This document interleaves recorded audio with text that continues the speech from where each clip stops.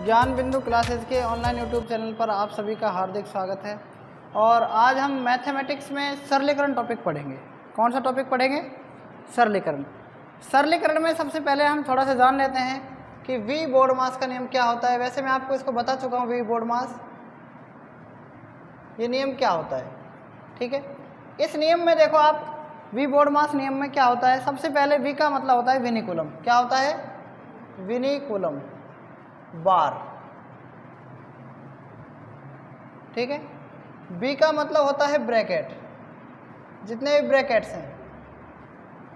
और इस ओ का मतलब होता है ऑफ। क्या होता है? ऑफ। ऑफ का मतलब होता है हिंदी में का।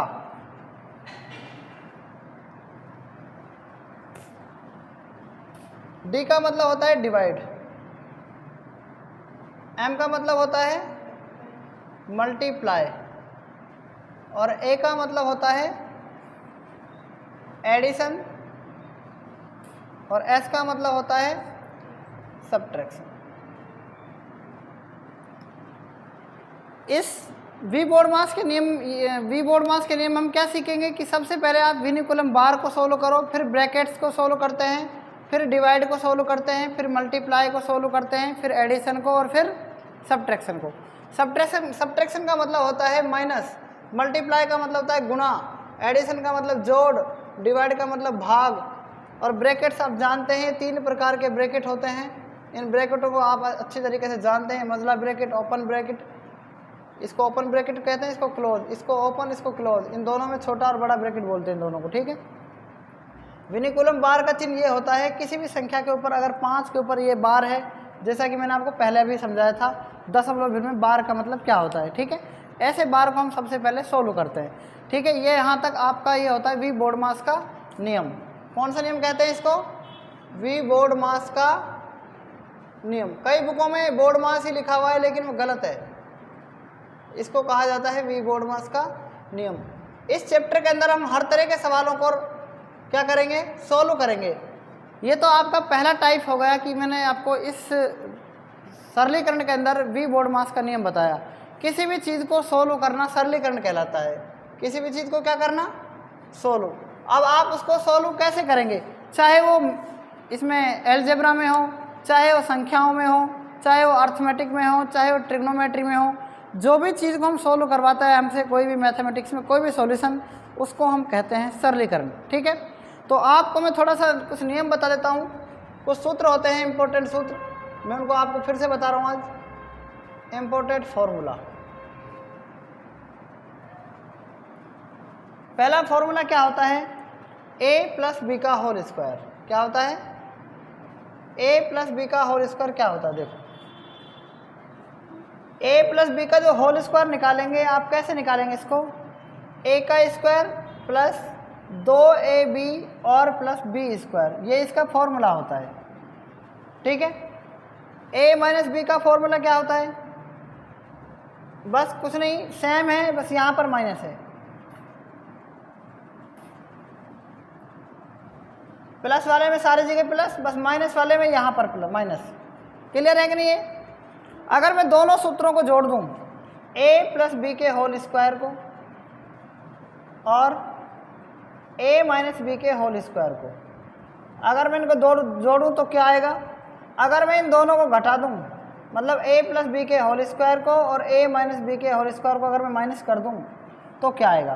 तो देखो, a प्लस बी का होल स्क्वायर इसके नीचे रखेंगे, यहाँ पर a square plus 2ab plus b square, plus का चिन्ह यहाँ पर पहले से ही है, ठीक है।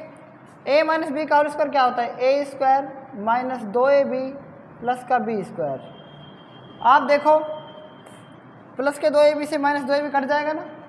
ये एक बार a स्क्वायर और एक बार a स्क्वायर, कितने a स्क्वायर हो गए?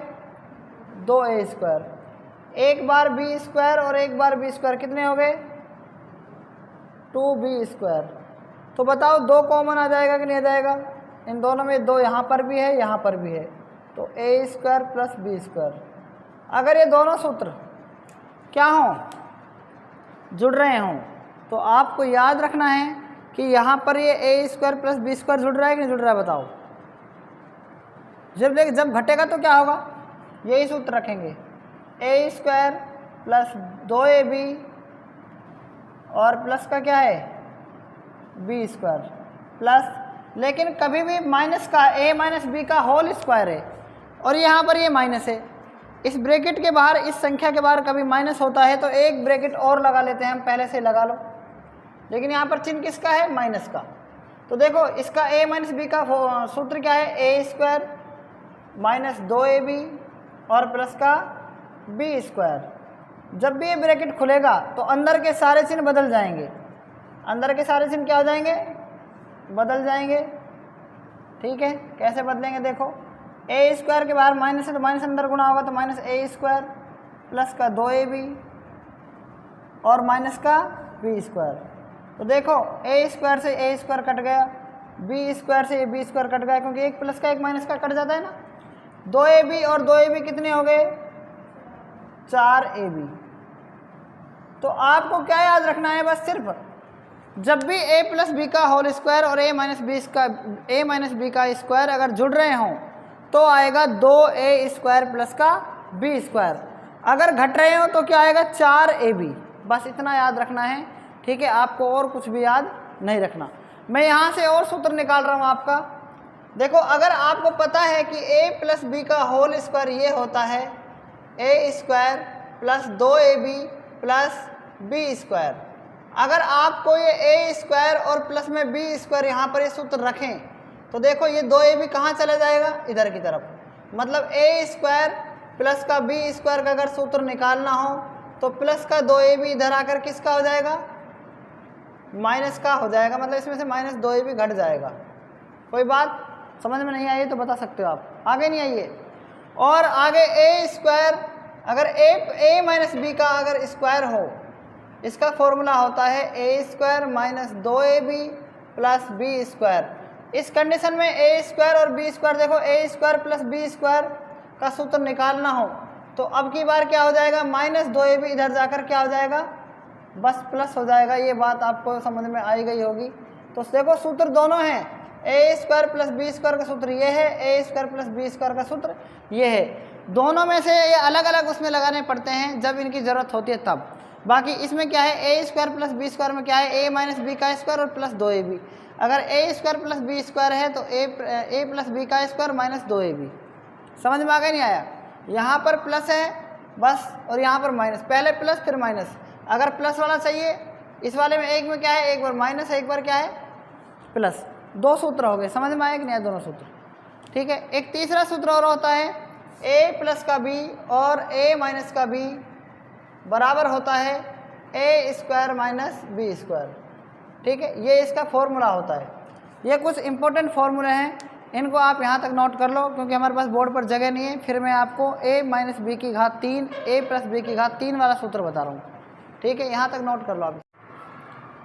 a प्लस बी की घात 3 को कैसे निकालेंगे इसका सूत्र, देखो a की घात 3 फिर b की घात 3, लेकिन पहले क्या आता है 3a स्क्वायर b फिर प्लस 3ab का स्क्वायर और प्लस में b का cube.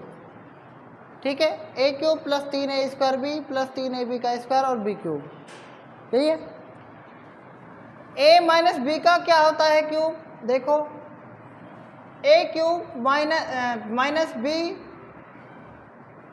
Minus 3a square b plus 3ab का square plus b cube minus b cube.